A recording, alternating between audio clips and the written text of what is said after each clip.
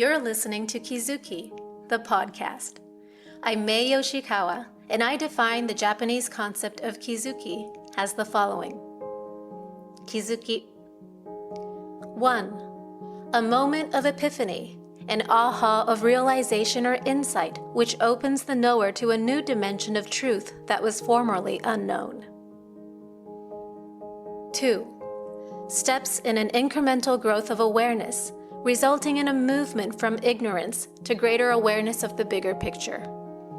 A kind of knowing that cannot be undone, that cannot be unrealized.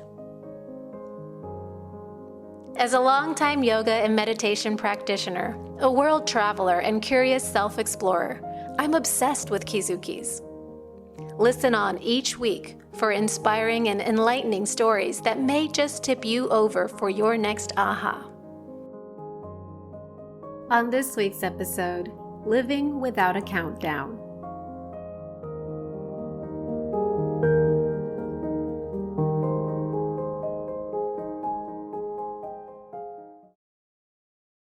I've been noticing something lately in conversations with my students and community. Honestly, it's something I recognize very much in myself too. Especially for those of us who are high-achieving types or aspiring high-achieving types. We tend to live with an invisible measuring stick. I was talking with a woman who's definitely a high achiever in the middle of changing positions at her company. It's a bit of a stretch role for her, challenging but exciting. And she said something that stopped me. She said she keeps catching herself, micro-judging herself. How did I do today? How did I do this morning? How did I do this week? So I asked her, does that kind of evaluation even suit your role? And she laughs and she goes, no, not at all. Actually, my work unfolds in seasons. 6 months would make more sense, possibly even a year. And so we established that that was the more realistic scale of growth and improvement for what she does now. Then she added, but no one is doing this to me. It's just that I keep doing it to myself. Ah, yes, the invisible measuring stick we carry against ourselves. I think for many of us, we learned this early. I mean, think about it. In school, our lives were divided into semesters, weeks, progress reports, exams, essays. Everything came back marked, measured, recorded. A system that quietly taught us how to evaluate our worth as students, and somehow that was supposed to set us up for our future. Now, for those of us who were good at it or worked hard to be good at it, we carried that mode of operating into adulthood. Not just into our work, but quite often also into our lives. We spank ourselves forward, we push, we assess, and then we ask constantly, am I doing enough? Am I doing it right? For me, I have this vivid picture of like one of those race horses with the blinders on, and they're meant to just ignore everything, but be spanked in the butt and just run for it. And I feel this becomes especially loud at the start of a new year. So many people are focused on resolutions. And I want to gently distinguish resolutions from intention. Because, well, at least for me, setting an intention feels like a directive. It feels like where your mind meets reality. It's clarifying an orientation, inviting some future version of yourself into your current reality. Now, resolutions, on the other hand, feel like a to-do list that we measure ourselves against and we must catch up to it and accomplish it. The former opens, the other narrows and spanks. Why do we do that to ourselves?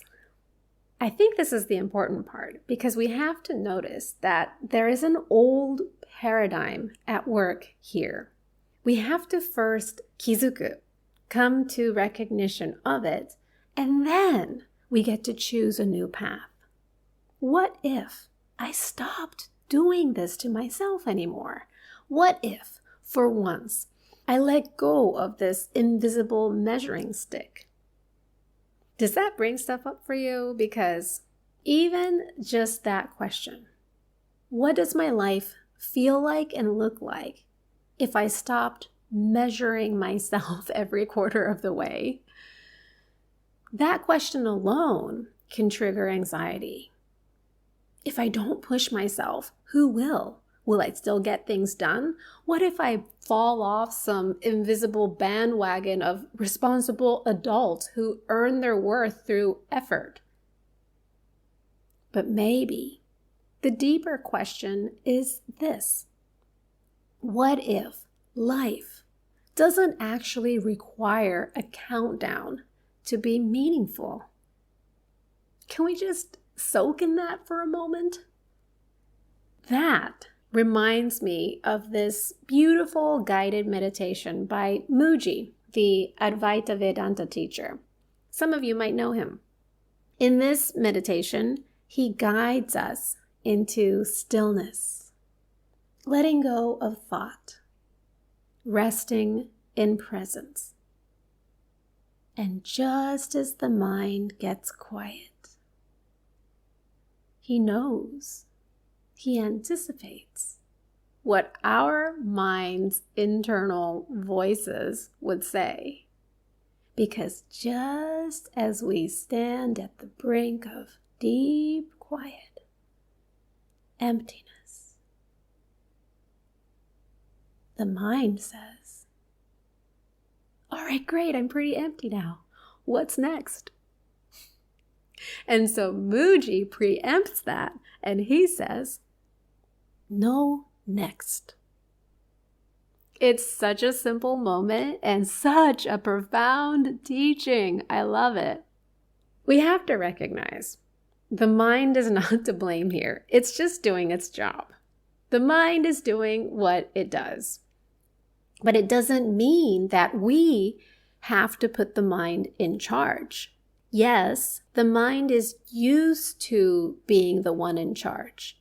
But meditation has taught me that I don't have to believe or buy into every thought and idea that the mind speaks, especially the one that insists something next must come for this moment to be enough. Because if you could just stay in that quiet. And even when the thought, "Okay, what's next?" comes up, watch the thought. Let it be. Just don't buy into it.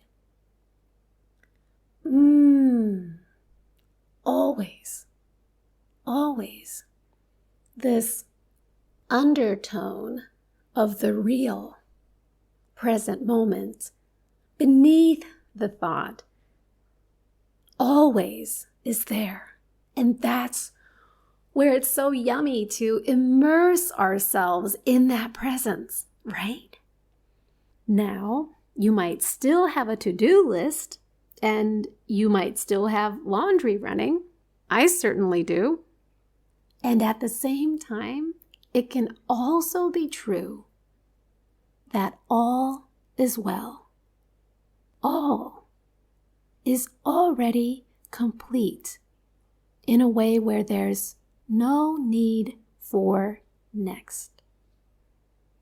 So as we step bravely into this new year, I am inviting myself to live a little more without a countdown, without a list or a resolution. To notice when I'm orienting my life around the next thing, the next thing, the next thing. Allowing myself to kind of trial run this other paradigm beyond the old measuring stick. And if this resonates for you, I want to invite you to join me.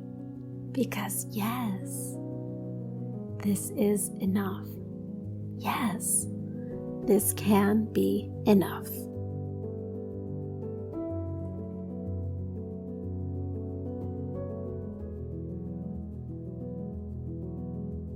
Thank you for listening.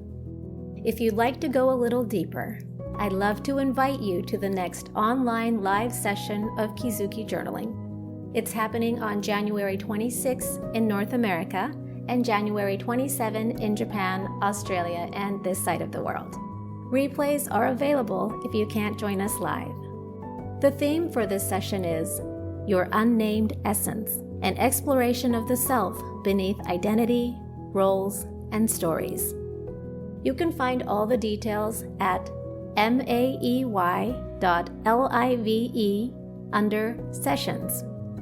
I'd love to have you with me for this beautiful, meaningful reflection.